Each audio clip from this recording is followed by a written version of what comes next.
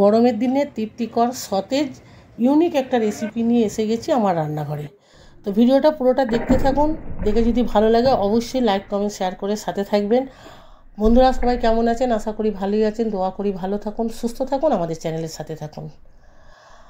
এখানে আমি নিয়ে নিয়েছি একটা আপেল, নিয়ে নিয়েছি কিছুটা ধনেপাতা, নিয়েছি কয়েকটা পুদিনা পাতা, নিয়েছি একটা শসা মাঝারি সাইজ, নিয়েছি একটা পাতিলেবু নিয়েছি।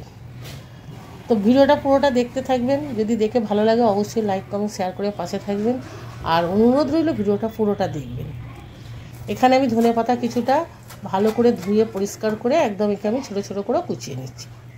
আর এখানে নিয়ে নেব কয়েকটা পুদিনা পাতা। আমি এখানে 10 থেকে 12টা পুদিনা পাতা নিয়েছি। আমি ডাঁটি থেকে পাতাগুলোকে ছেড়ে নেব, কেননা পুদিনা পাতার ডাঁটিগুলো দিয়ে দিলে মানে তিতো হয়ে যায়, তাই ডাঁটি থেকে একদম একটা একটা করে পাতাগুলোকে আমি ছিঁড়ে নিলাম। এখানে একটা আমি পাতি লেবু নিয়ে নিলাম, 2 টুকরো করে কেটে রেখে দিলাম। আর এই যে শসাটাকেও আমি 2টো মুখ কেটে বাদ দিয়ে একদম সুন্দর করে ছিলে একে আমি পাতলা পাতলা করে শসাটাকে কেটে নেব। গরমের দিনে এই রেসিপিটা একবার বানিয়ে দেখবেন, খুবই মানে খেতে তো অসাধারণ লাগবে। আর বারবার ইচ্ছা হবে যে এইভাবে একবার বানিয়ে খাই। মানে গরমের জন্য পেট ঠান্ডা রাখার জন্য খুব সুন্দর একটা রেসিপি। এখানে সবগুলোই আমি কেটে নিলাম। এখানে আমি একটা আপেল নিয়ে নিয়েছি, আপেলটাকেও একদম কেটে মানে খোলাগুলো ছাড়িয়ে নিলাম। এখানে সবুজ আপেল হলে খুবই ভালো হয়। আমি সবুজ আপেল না পাওয়ার জন্য আমি লাল আপেলে নিয়ে নিয়েছি, তার কারণে খোলাটাকে আমি ছাড়িয়ে নিয়েছি। আর যদি সবুজ আপেল নাও নেওয়া হয় তাহলে ওর খোলাটা ছাড়ানো হবে না। আমি এখানে আপেল আর পুদিনা পাতা, ধনে পাতা আর দিয়ে দিলাম শসার টুকরোগুলো। এখানে গোটা লেবুর রসটাকেও আমি একদম নিংড়ে দিয়ে দিলাম। এর মধ্যে যেন পাতি লেবুর দানা না চলে যায়, দানা চলে গেলে কিন্তু তিতো হয়ে যাবে, তখন আর খেতে আর ভালো লাগবে না, জিনিসটা একদম নষ্ট হয়ে যাবে। আর দিয়ে দিলাম এখানে 1 কাপ দই।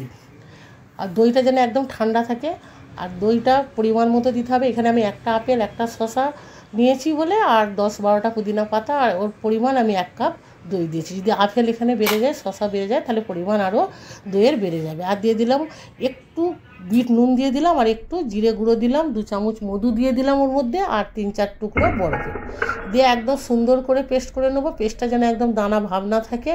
এখানে এবার ওটা আমি গ্লাসে এবার পরিবেশন করব। ওখানে পেস্ট তৈরি হয়ে গেছে। এবার গ্লাসের মধ্যে আমি 2-4 টুকরো বরফ ফেলে দিলাম।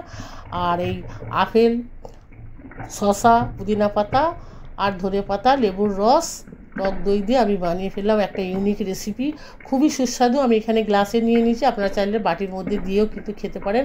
খুবই সুন্দর একটা শরবত। এইভাবে একবার বানিয়ে দেখবেন, খুবই ভালো লাগবে। রেসিপিটা যদি ভালো লেগে থাকে অবশ্যই লাইক কমেন্ট শেয়ার করে সাথে থাকবেন। আর একবার হলেও বাড়িতে ট্রাই করে দেখতে পারেন। খুবই একটা মজাদার মানে পেট ঠান্ডা রাখার শরবত।